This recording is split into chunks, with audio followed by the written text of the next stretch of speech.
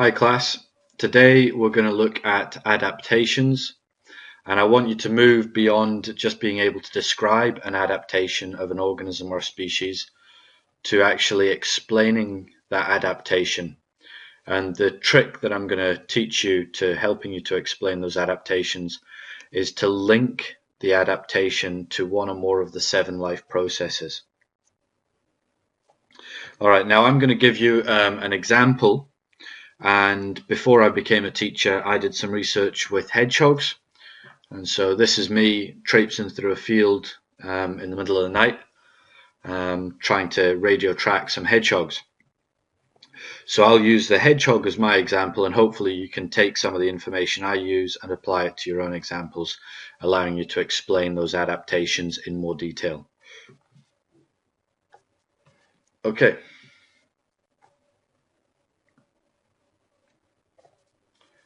So, first up I've got the olfactory sense, and that's your sense of smell. Now, hedgehogs have a very strong sense of smell. It's their primary sense, and they use that for locating prey.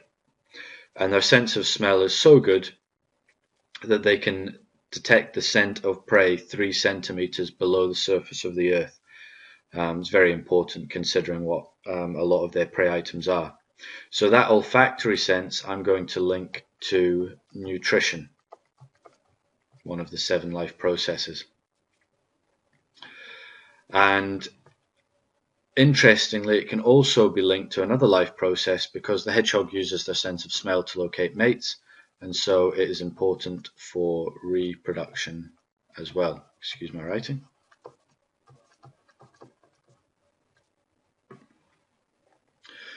Okay, another of their senses is sight, and although their sight isn't a particularly strong sense, they have unusually large eyes, and that allows them to gather more light during low light conditions such as dusk and at night time. And that could also be linked to nutrition, but in reality the hedgehog doesn't really use its eyesight for locating prey. But we can link it to another of the 7 life processes, this time sensitivity. The hedgehog's large eyes allow it to be sensitive to and respond to changes in its environment. Okay, behavioral adaptation. The hedgehog, as you're probably aware, is nocturnal, meaning that it is active at night. And there's a couple of things you could do here. You could say that, well, that makes the hedgehog less likely to run into predators. But probably more important for the hedgehog in terms of its everyday life is the fact that being nocturnal means that it is active at the same time as a lot of its prey. And so, again, this actually links quite strongly to the life process of nutrition. The hedgehog has quite a long pointed snout, and so it can use that long snout for reaching into narrow gaps and hard to reach areas, and again that links to the idea of nutrition. So hopefully you understand that I've explained the adaptation, the long snout, in terms of a life process, and that is nutrition. The soft fur on the underside of a hedgehog and its hollow spines actually allow it to trap a layer of air close to its skin. And that's the same principle behind what keeps you warm when you wear clothes. You trap a layer of air close to your skin, your body heats up that air, and because the air isn't constantly being removed, then your body remains at a suitable temperature. And so this soft fur and hollow spines provides some insulation for the hedgehog, and that's incredibly important for particularly European hedgehogs, where they are in often very cold environments. And being active at night also means that you're not active at the hottest time of the day, and so the insulation is very important. But how do we link that to one of the 7 life processes? Well, temperature is incredibly important for things called enzymes in your body. And those enzymes control all of the chemical processes that go on inside your body. Now, enzymes only work within very clearly defined temperature ranges, and so respiration, the process of releasing energy from your food, from nutrition, using oxygen, relies heavily on these enzymes that operate within a fixed temperature range. And so that's what actually kills you if you suffer from heat stroke, or if you suffer from hypothermia. Then the enzymes in your body are not in the temperature range which allow them to operate, and so your bodily processes start to shut down. And so we can link that idea of insulation to respiration.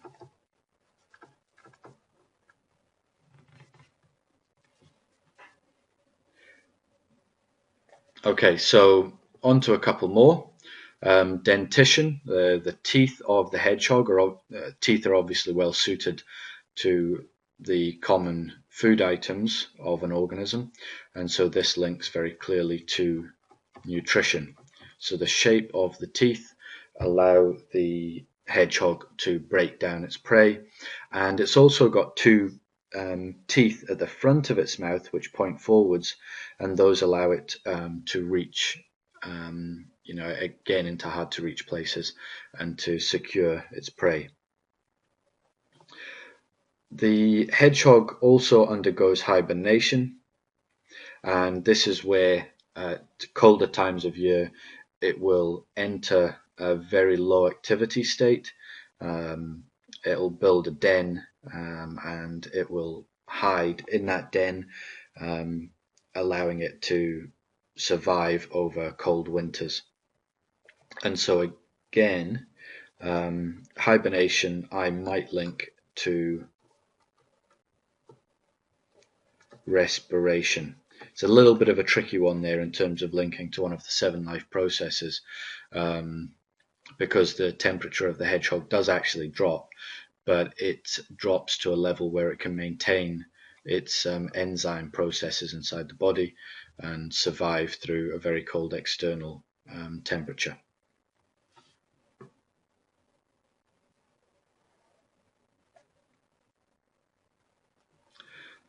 The claws of a hedgehog are well adapted.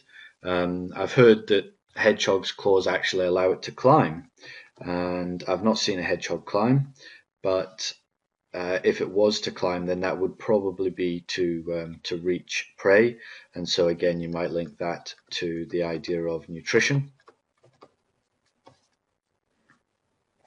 Or in terms of mobility, climbing, you could also link it to movement.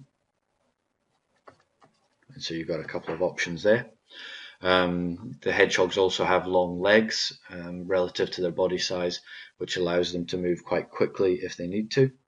But the claws also allow the hedgehog to dig, and you may remember me saying that it can detect prey up to 3 centimeters below the surface of the earth that it's on, and so that again is linked to this idea of nutrition.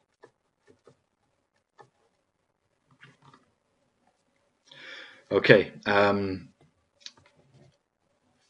it's often very easy to tell about the adaptations, or to figure out why an adaptation is useful if it's visible externally. But what can be more interesting is actually finding out about the physiology of the organism and what's going on inside the organism. And so here's a really good example: the blood of a hedgehog. Now, hedgehogs sometimes feed on snakes, and the blood of the hedgehog contains a chemical called erinacin, and that actually neutralizes the venom of at least 10 species of snake. And so that also allows the hedgehog to find nutrition from what otherwise might be quite deadly sources. And one last one that you might find quite interesting is this behavioral adaptation where the hedgehog will roll slugs. And what it's doing there is the slug, you're aware that slugs are quite slimy, the slug contains mucus on the outside, and that mucus makes the slug quite difficult to swallow, and it's also quite distasteful, so not a pleasant taste. And by rolling the slugs, the hedgehog removes that mucus, making the slug more palatable and easier to swallow. And so the rolling of slugs, once again, would be related to nutrition.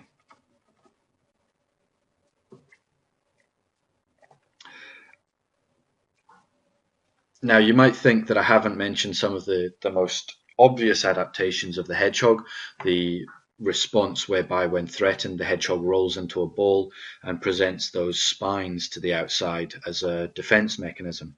And you don't need to cover the obvious adaptations. While it is a very good adaptation, it's not entirely foolproof, and so I'll leave you with a small image of a hedgehog that one of the hedgehogs we were radio tracking as part of the research I was involved in. And this unfortunate hedgehog, that response of rolling into a ball obviously hadn't proved very effective. And so here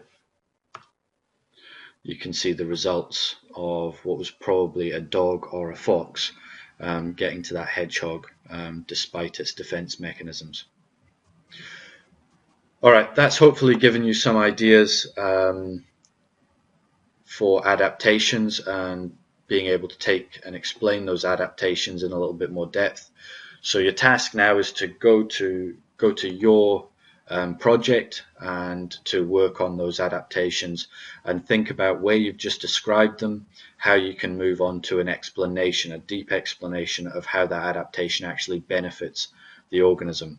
And I want you to remember that an adaptation isn't something that really occurs during an organism's lifetime. It's an evolutionary process that's taken a very long period of time and a process of natural selection to reach that adaptation. And so think about that when you're discussing those adaptations. All right, thank you very much for listening. Hope that's been helpful, and see me if you've got any questions.